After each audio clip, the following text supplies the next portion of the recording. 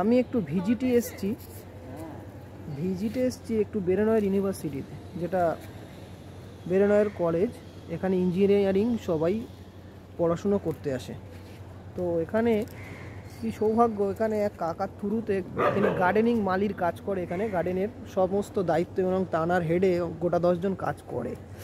তো তানারই আজকে আবদারে আমন্ত্রণে আমি এসেছি। তো কাকার মুখ দিয়ে আমি কিছু শুনে নেবো। কাকা কিছু বলবো? কাকা, তোমার যেই পাতাগুলো গুটিয়ে যাচ্ছিল গাছের, তো সেখানে আমি দুটো মেডিসিন দিয়েছিলাম, তাই না?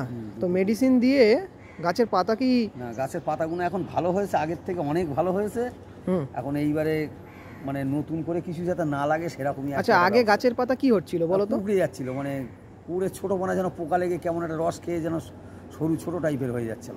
আচ্ছা, মানে পাতাগুলো একটু একটু হয়ে গেছিল। আচ্ছা, তারপরে আমরা যে মেডিসিনটা দিয়েছিলাম ওটা দেওয়ার পরে মোটামুটি এখন অনেক ভালো হয়েছে দেখছি। আচ্ছা আচ্ছা, বেশ। স্যারেরাও গাছ দেখে খুব ভালো বলছে নাকি? যে গার্ডেন ম্যানেজার আপনি কি দিলেন, তাই না? যে বাসুদা আপনি কি দিলেন এর মধ্যে, তাই না? যে গাছগুলো খুব ভালো হয়েছে, সুন্দর হয়েছে।